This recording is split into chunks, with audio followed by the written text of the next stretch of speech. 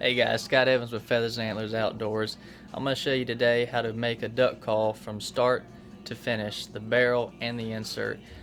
I've been making calls now for about 4 years. For the most part, I was just making the barrels and using echo inserts because it took me that long to just figure out how to do the barrels as far as the acrylics, the woods, which finishes to use, what's the best way to do them, which tools to use, how to band them, all the glues. I've looked at a lot of YouTube videos and none of them really show you how to do each part step by step, and that's what I'm going to do here.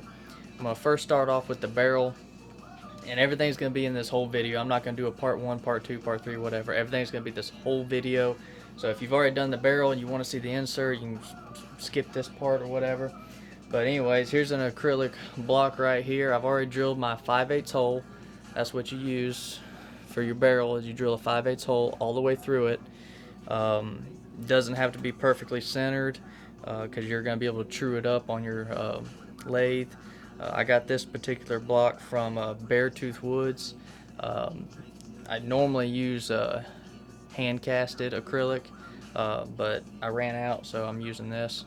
But anyways, first part is going to be the barrel, and then we'll move on to the insert. But I'm going to turn this out first. It's going to be kind of a fast forward thing because otherwise this is going to be like a 2-hour video and nobody wants to sit there and watch that. So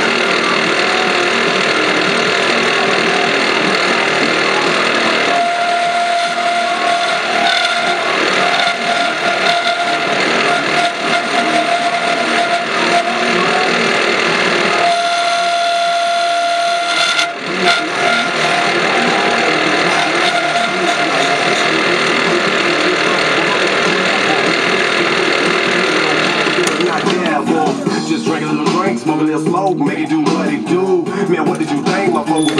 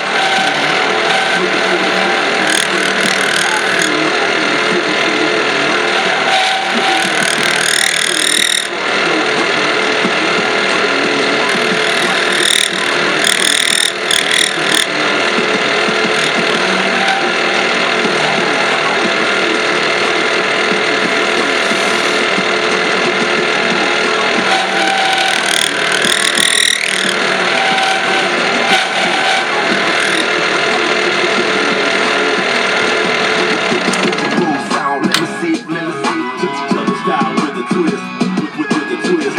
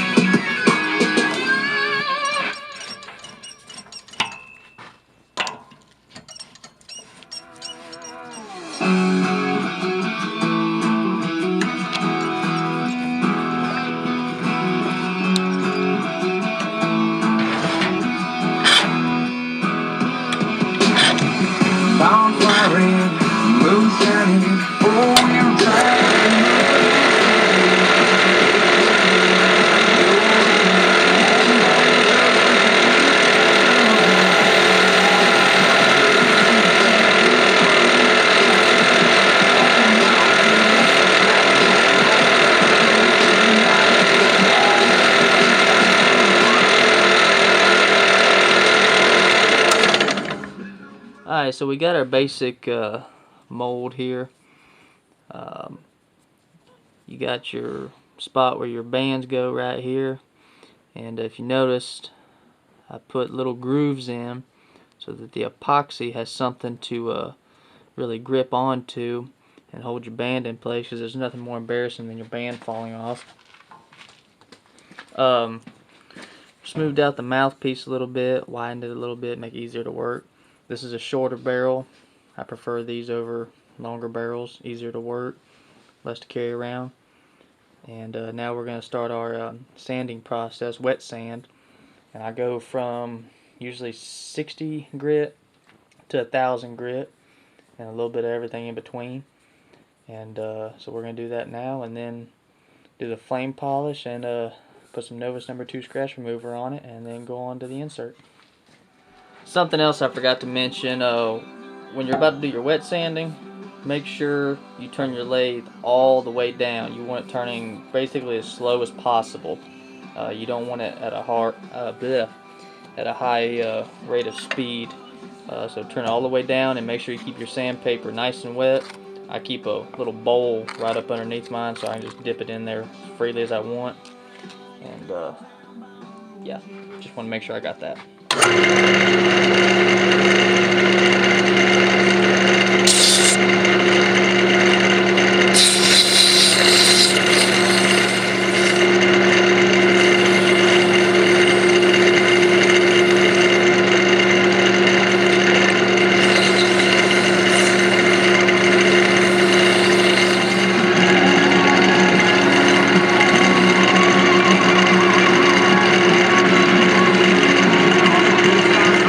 Just looking over it, make sure there's no nicks or scratches that I might miss while sanding. It looks pretty good. So now we're gonna flame torch it.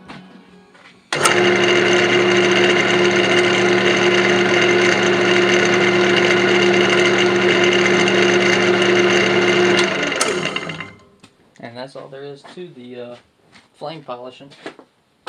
Just one swipe across the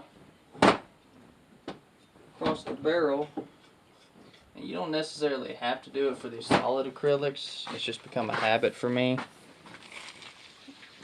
It's more or less for the transparent acrylics, the clear acrylics that you can see through, but it's just more of a habit for me now, so it's a good habit.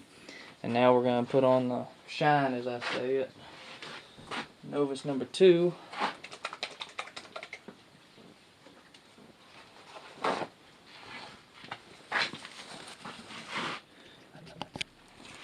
This is the Novus No. 2.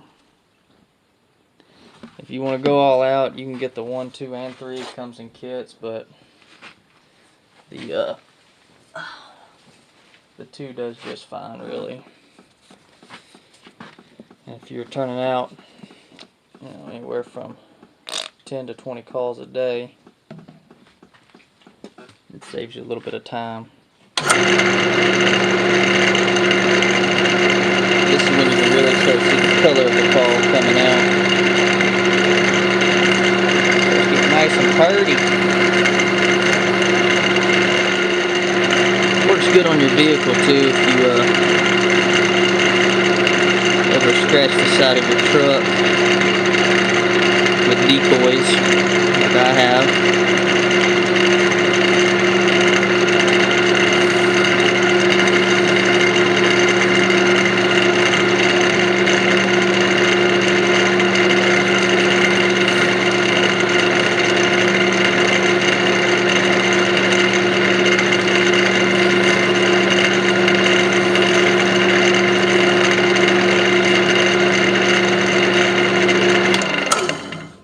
And there you go.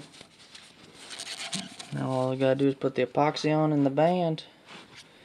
And we're ready to let this sit, and then we'll start on the insert. So this is the part I really wanted to focus on because nobody else really does. Here's a basic insert blank. This is your 5/8. This is going to be your tone board, and then this is going to be basically the barrel of the insert where you hold it. 1/4-inch acrylic drill bit is what you use to drill your sound channel out, and depending on which tone board you use or jig you use, excuse me, I'm using a P1. You really want to just drill it a 1/2 inch from the end of your insert, and I'll show you how to do that here in just a second. But this is actually a hand casted acrylic. One of my buddies makes these for me. Does a good job. And if you want to know where you can get these for a really good price, just email me or message me on YouTube, however that works, and I'll give you his contact information. But I'm about to show you how to do that, and this will really help anybody who's been struggling with inserts, making their own inserts. And if I miss something that you are struggling with, you can message me and let me know. But I'm about to show you how we do this part. Okay, so in order to properly drill your hole into your insert, you're going to take your jig, take your tape measure, and measure in 1/2 inch from the end of your insert jig, and then just draw a line down the side so you'll always have it marked. And that's what I've done here. Once again, this is a P1. You want to go ahead and slide your insert in. You don't have to fasten it down, but you basically want to see where it's going to sit and line up. And then what you do, you take your drill bit, and on a flat surface, just lay it down and put your tip right there on the edge of the where you have your 1/2 inch mark drawn out. And then take your Sharpie, and on the opposite end where you want to stop at, I got to step in front of the camera just a second, make sure I do this right, and just kind of eyeball it. It doesn't have to be perfectly exact. So now when I do my drilling, I know that right there is where I need to stop, and that's going to give me my perfect depth. And that's how you make sure you don't drill too far or too short. And that's one of the biggest things I've had issues with that I've finally figured out. But now we're going to drill the hole out. Alright, so we got our insert set up here in our 4-jaw chuck. Got our drill bit set up across from it. And just like sanding, whenever you're drilling, you want to turn your lathe down as far as it'll go. And I got my mark right here, so I know once I get to that point I need to stop. And here we go. And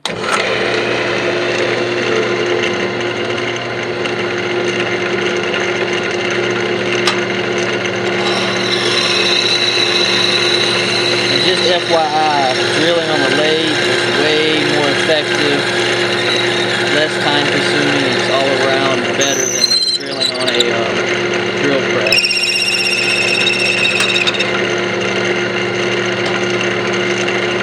Your hole's going to be a lot straighter.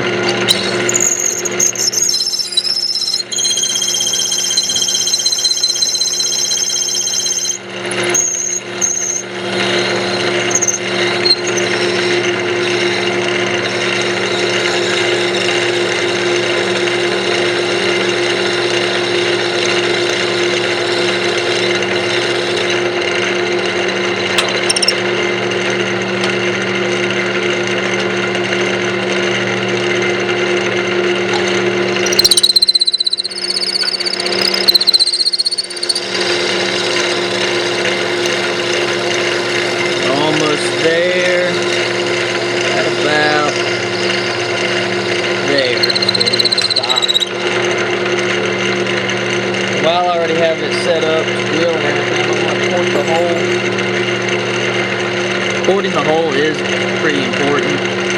You wouldn't think it makes that big of a difference, but it really does, especially if you're trying to do an open water insert. I'm not, this is a timber, but I still like to be able to hit a high note every now and then.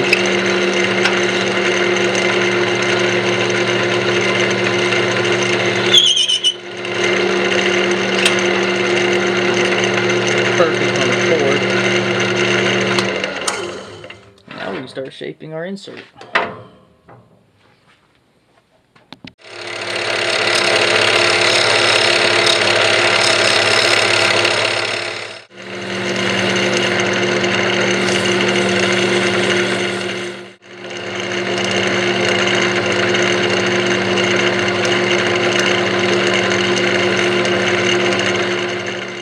Finish the slow part. Now it's on to the somewhat easier part. Now, the key to making sure you get a sound out of this insert, not only drilling the hole the correct depth, but also making sure it's deep enough. And what I mean by that is making sure that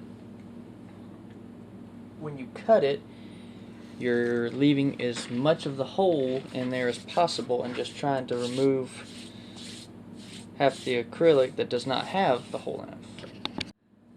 Alright, so we've finished up turning out the head of our insert, and one of the biggest problems people tend to have is when they put their insert on their jig and they go to cut it out, they still don't get a sound out of it because they don't have enough depth. And if you got something that looks like that, you're not going to get a sound out of it. And so what we do here is take just a regular handheld drill, the same drill bit that you drilled your 1/4 inch hole with, and just slide it on there. You know, you don't have to tighten it down or drill more or anything.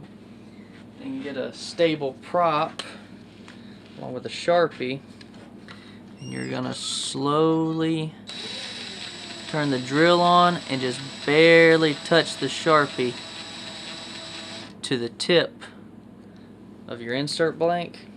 And what that's gonna do is gonna show you your high side. And your high side is the part you want to cut off. So see, I don't know if you can see it or not, but right there is the only part that has a mark on it. So that's the part I want facing up on my jig when I put it in, just like that. And then we tighten it down and put it on the bandsaw. And that's going to make sure that we have a deep enough hole to where we can get a sound out of our call. Alright, so now we're going to cut it on the bandsaw. I kind of got the camera at an awkward angle so I can show you this. Because the camera is actually where I usually stand when I cut on this, so just bear with me.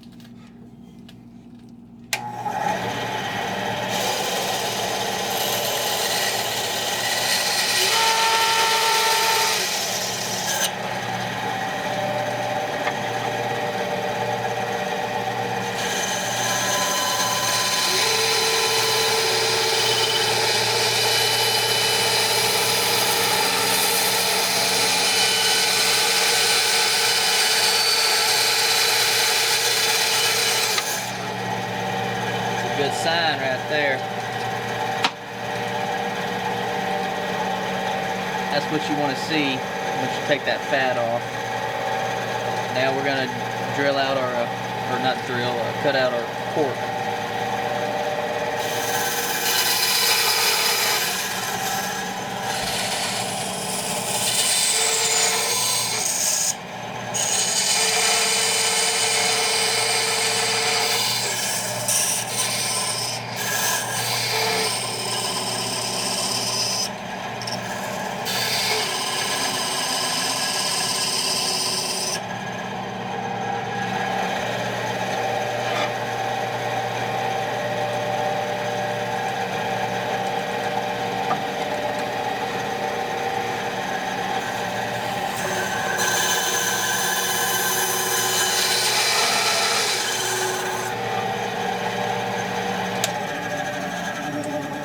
Yeah, we did that perfectly. Now before we take it out, you're gonna have couple little nicks in here. Just take some 100, 150 grit sandpaper. Just clean that up, because that will affect the sound. Alright, so I got some reed here. Go ahead and cut this out. This is a pretty thick reed. Tends to be the best sound, especially for a single reed, which is what this call is going to be.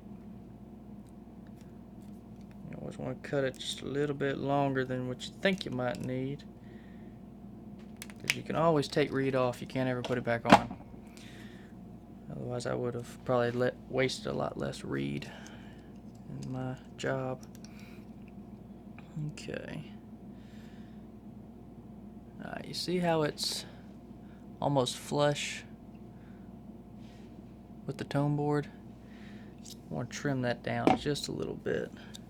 And a small, sharp pair of shears or scissors is key in this part of the call making.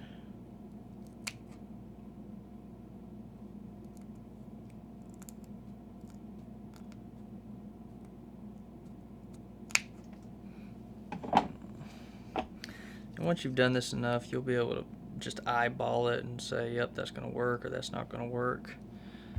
And I've already got my cork here. Sanded it down a little bit like I always do, in order to make it fit. Heck, I might need to sand it down some more. Yep. If your cork's really too tight and you're really having to force it in, just stop, because what you'll do is you'll break that part of the acrylic off if you force it down too much. So what I'm going to do is go ahead and sand it down just a little bit more. Alright, so sanded the cork down a little bit more so it's fitting in there perfectly. And if you got some of the cork kind of sticking out to the side like this, just go ahead and trim it up a little bit. You can use a box cutter or some kind of sharp razor blade, but like I said, if you got a really good sharp pair of scissors, you can do it with these two.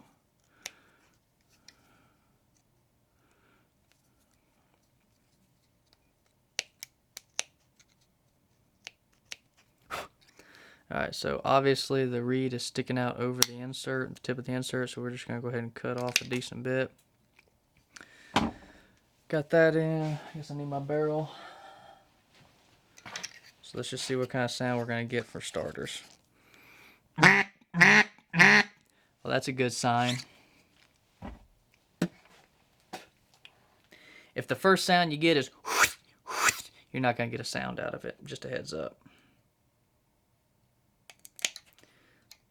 Might leave this insert a little bit, or this reed a little bit long. I'm going to go ahead and dog ear it. I dog ear all my reeds. Gotta trim it off some more. It's way too deep.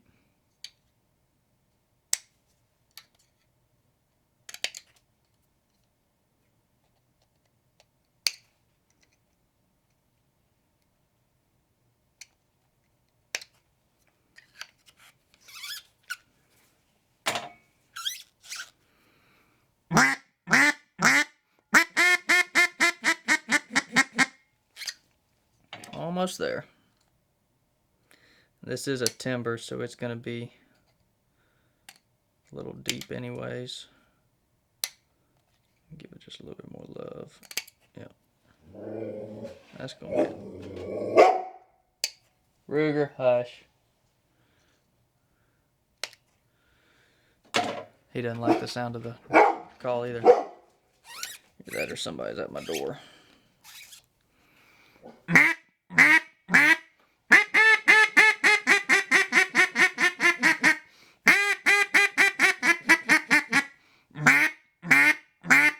That's going to be it right there. Single reed timber insert. And That's how you do it from start to finish. Barrel, insert, band, everything. This call's ready for sale. If you feel like I missed anything or have any questions, just email me or comment on this video below. Be happy to answer any of them for you. And check us out on Instagram, and check out some of our hunting videos on YouTube as well. Y'all take care.